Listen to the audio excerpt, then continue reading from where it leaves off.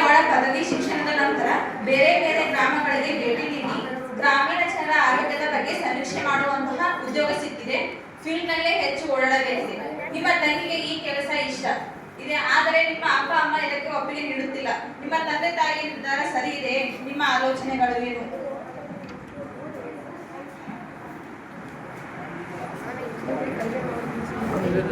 ಮೊದಲನೇದಾಗಿ ಪಾತ್ರ ಪರಿಚಯ. ನನ್ನ ಹೆಸರು ಲಕ್ಷ್ಮಣ ಗಡ್ಡೆ. ನನ್ನ ಪಾತ್ರ ಅನ್ನ ಪಾತ್ರ.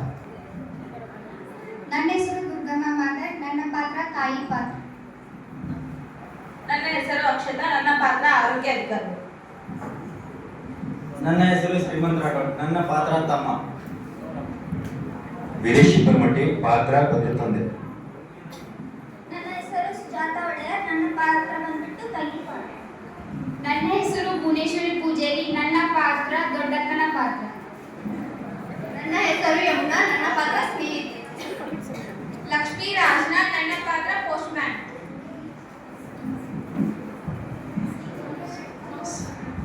ಸನ್ನಿವೇಶ ಒಂದು ಕುಟುಂಬದ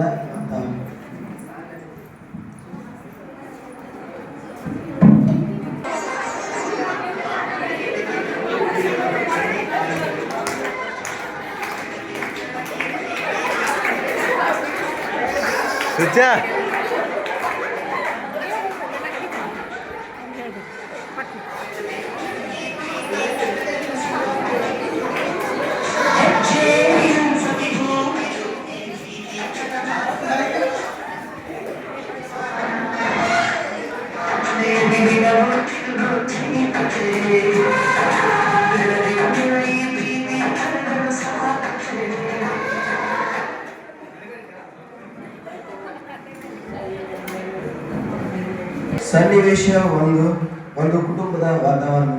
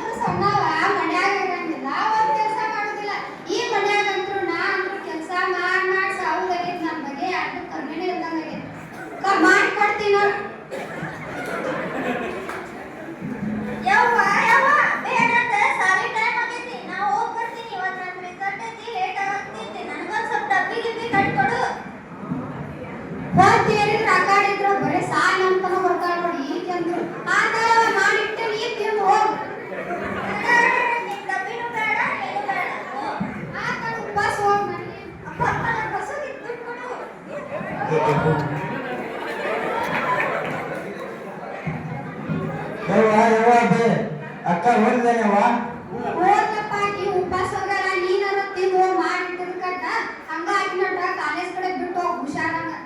ಸರಿವ ನನ್ ಗೊತ್ತಿರ ಕಡೆವ ಅಕ್ಕ ಕರ್ಕೊಂಡು ಹೋಗ್ತೀನಿ.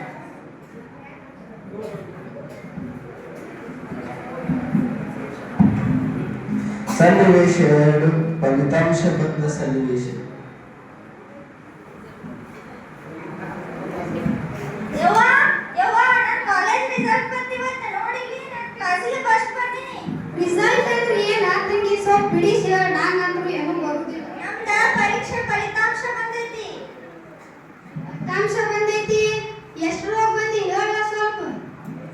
ನಿಂದ ರಿಸಲ್ಟ್ ಏನಾರ ಆಗ್ಲಿವ ತಮ್ಮನ ರಿಸಲ್ಟ್ ಏನಾಯ್ತು?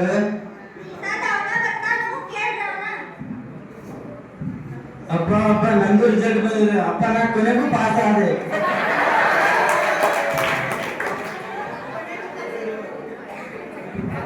ಏ ಪಾಸ್ ಆಗ್ತಮ್ಮ ಸಾಕ. ಇಡೀ ಬಿರಿಯಾನಿ ಹಾಕ್ಸೋಣ ವಿಚಾರ ಮಾಡಕ್ ಬೇಡ ತಂಗಿ. ಪಾಸ್ ರ್ಯಾಂಕರ್ ಬಂದ್ರೆ ₹7 ನಮ್ ತಮ್ಮ ಪಾಸ್ ಆಗ್ಯಾರ ಸಾಕ. ವಿಚಾರ ಆಗ್ತಿಲ್ಲ. ಅಲ್ಲಿ ನಿನ್ ವಿಚಾರ ಹೆಂಗೈತಿ? ಆಕಿ ಫಸ್ಟ್ ರ್ಯಾಂಕ್ ಬಂದಾಳ. ಆಕಿಗೆ ಕಂಗ್ರಾಸ್ ಕೊಟ್ಟು ಆಕಿನ ಸಲುವಾಗಿ ಪೇಡೆ ಹಂಚು. ಆ ಮಗ ಬರೀ ಪಾಸ್ ಆಗಿ ನಾವು ತಗೊಂಡು ಏನ್ ಮಾಡ್ತಿ? ನಮ್ಮ ಮನಿ ಮುಂದೆ ನಡೆಸಾವಾಗ ಈಗೇನು ಒಟ್ಟು ಮನೆಗೆ ಹೋಗಾಕೆ ಈಗಿನೇನು ತೊಂದು ಏನ್ ಮಾಡುದು? ನಿಂದು ಸರಿಯಲ್ಲ ನೋಡು ಏನ್ ಮಾಡ್ತಿ. ನೋಡಪ್ಪ ನಾ ಹೇಳ್ತಾ ರೈಟ್ ಐತೆ. ನಾ ಏನ್ ಮಾಡಿದ್ರು ರೈಟ್ ಇರ್ತೈತಿ ಅವ್ ರ್ಯಾಂಕ್ ಬರ್ಲಿಕ್ಕೆ ಬಿಟ್ಟು ಅಂತ ಮುಂದೆ ನೌಕರಿ ಹಿಡ್ದಂದ್ರ ನಮ್ಮ ಮನಿ ಮುಂದೆ ನಡೆಸ್ತಾನ. ಈಗೇನು ಒಟ್ಟು ಮನಿ ಬೇಕಲ್ಲ ಅವ್ರ ಮನಿಗೆ ಮಂದಿ ಮನಿಗೆ ಇದು ಮಾಡ್ದಾಗತ್ತೆ. ಚಲೋ ಹೇಳಿದ್ ನೋಡ್ತಮ್ಮ. ಈಗೇನು ಇನ್ನೊಬ್ಬರ ಮನೆಗೆ ಹೋಗಕದಾಳ, ಮಗ ನೋಡಿದ್ರೆ ಮನೆ ಉದ್ದಾರ ಮಾಡ್ತಾನ, ಅವನ ಬಗ್ಗೆನೇ ಯೋಚನೆ ಮಾಡು. ಈಗ ಸಲುವಾಗಿ ಸಾಕಿನ ಎಲ್ಲಾರ್ದು ಮದುವೆ ಆಗೈತ್ರಿ, ಬಡ ಬಡ ಮದುವೆ ಮಾಡಿ ಕಳಿಸ್ರಿ. ಸನ್ನಿವೇಶ 3 ಗಂಡನ ಮನೆಯಿಂದ ತವರು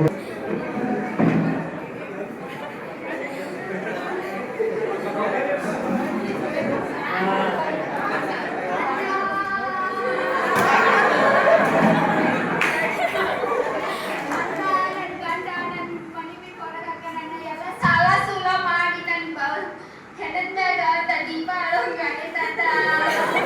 ಏನಾತ ತಂಗಿ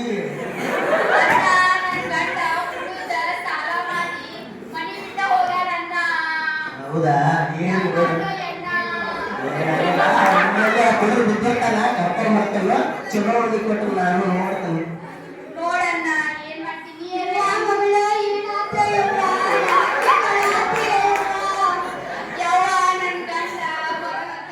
ಸಾಲ ಮಾಡಿ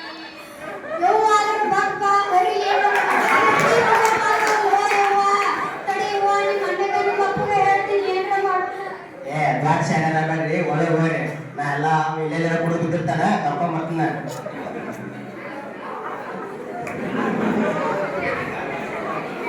ಸನ್ನಿವೇಶ 4 ಅನ್ನದ ಮೇಲೆ ಬೇಸತ್ತ ತಂಗಿ. ಹಲೋ, ಆಕಿನ ಏನ್ರ ಮಾಡಿ ಕಳಿಸ್ತೀನಿ ತಡಿ. ಆಕಿ ಗಂಡ ಸಾಲ ಮಾಡಿ ಊರ್ ಬಿಟ್ಟಾಗತ್ತ, ಆಕಿನೂ ಮಾಡಿ ಕಳಿಸ್ತೀನಿ. ಯಾಕಂದ್ರ ನಮ್ಮ ಮನೆಗೆ ಬ್ಯಾಸರ ಕಳೈತಿ. ಇಲ್ಲಿಕಂದ್ರೆ ಇಲ್ಲೇ ಇದ್ರಂದ್ರ ನಮ್ಮ ಮಾತು ನಮ್ಮ ತಮ್ಮಗ ಎಲ್ಲಾರ್ಗಿ ಬ್ಯಾಸರ ಕಳ. ಆಕಿನ ಏನಾರ ಹೇಳಿ ಅವ್ರ ಮನೆಗೆ ತಳ್ತೀನಿ.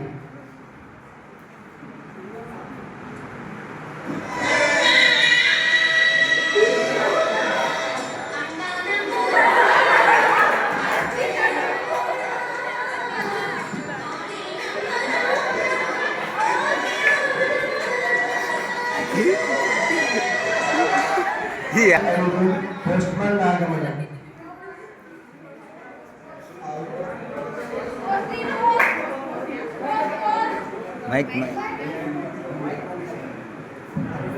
ಬರ್ರಿ, ಏನೋ ಬಾಳ ದೂರ ಬಂದಿರಲ್ರಿ, ಏನೋ ಹಿಡ್ಕೊಂಡ್ ಬಂದಿರಿ. ನಿಮ್ಗೊಂದು ಪೋಸ್ಟ್ ಮಾಡೈತ್ರಿ ನಿಮ್ಮ ಮಗಳಿಗೆ. ಏನ್ ಬಂದೈತ್ರಿ? ನಾನಂತ್ರು ಓದಾಕ್ ಬರಾಕ್ ಏನು ಬರುದಿಲ್ಲ, ಮನ್ಯಾಗ ನೋಡಿದ್ರು ಯಾರು ಇಲ್ಲ, ನೀವ ಸ್ವಲ್ಪ ಓದಿ. ಸರ್ಕಾರದಿಂದ ಒಂದು ಪೋಸ್ಟ್ ಬಂದೈತ್ರಿ. ಬೇರೆ ಬೇರೆ ಹಳ್ಳಿಗಳಿಗೆ ಭೇಟಿ ನೀಡಿ ಗ್ರಾಮೀಣ ಜನರ ಆರೋಗ್ಯದ ಬಗ್ಗೆ ಸಮೀಕ್ಷೆ ಮಾಡುವಂತ ಫೀಲ್ಡ್ ವರ್ಕ್ ಅಂತ ಬಂದೈತ್ರಿ. ಅದಕ್ಕೆ ನಿಮ್ಮ ಮಗಳನ್ನ ಕಳಿಸ್ತೀವಿ. ಹಳ್ಳಿ ಹೋಗುದಾ? ನೋಡು ಮಾಡ್ರಿ, ಇನ್ನ ನಮ್ಮ ಮನ್ಯಾಗ ಬರ್ಲಿ ಹೇಳ್ತೀನ್ರಿ. ಕೋಡ್ ಹಳ್ಳಿ ಹೋಗು. ನಂಗೆ ಸೈ ಮಾಡ್ರಿ. ಹಳ್ಳಿ ಹೋಗುದಂತ ಇದ್ದೇನು ತೋರ್ಸುದ್ ಬಿಡು.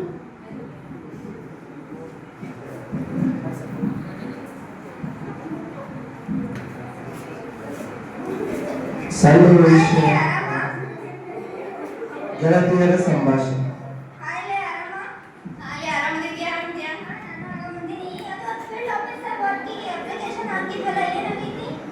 ಏನಿಲ್ಲ, ಅದ್ರದ್ದು ನಿಂಗೆ ಆರ್ಡರ್ ಕಾಪಿ ಬಂದಿಲ್ಲನ? ಹೌದಾ? ಕೇಳಂಗ ನಮ್ಮ ಮನ್ಯಾಗ ನಂಗೆ ಆರ್ಡರ್ ಕಾಪಿ ಬಂದೈತಿ, ನೀನ್ ಕೇಳಿ ಹೇಳಿ. ಹೌದಾ? ಕಂಗ್ರಾಚುಲೇಷನ್ಸ್. ಮನ್ಯಾಗ ಕೇಳಿ ನಿಂಗೆ ಹೇಳ್ತೀನಿ. ಓಕೆ, ಥ್ಯಾಂಕ್ ಯು, ಬಾಯ್.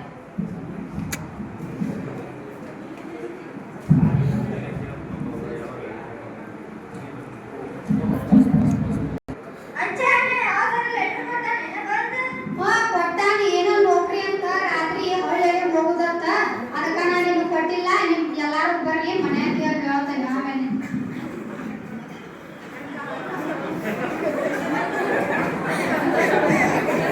ಏನಾಯ್ತು? ಏನು ವಿಷಯ ಡಿಸ್ಕಸ್ ಮಾಡತ್ತೀರಿ?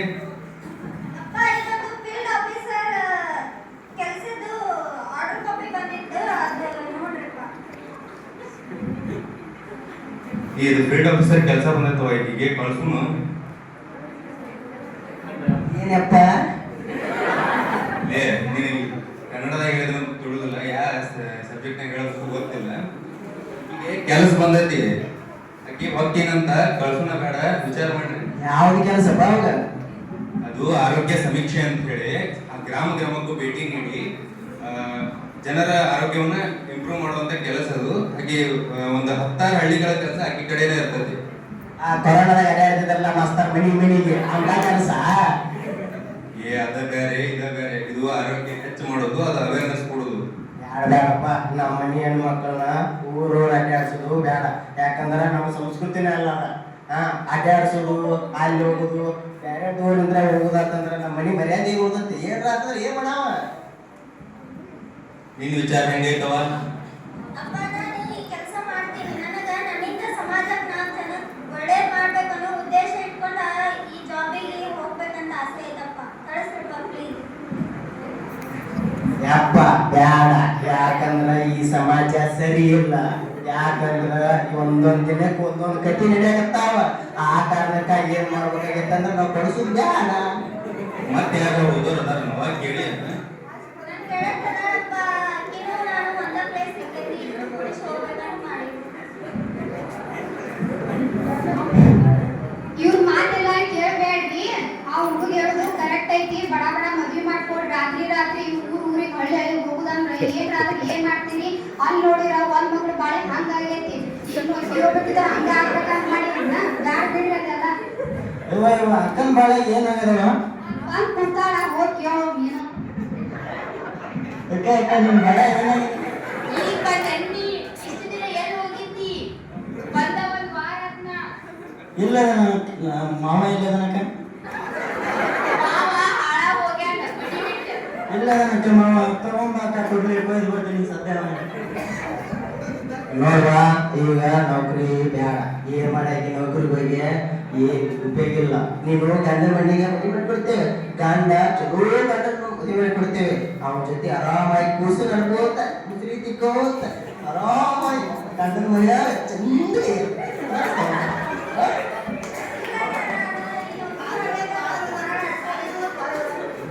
ಏನ್ ಮಾಡ್ತಿದಾರ?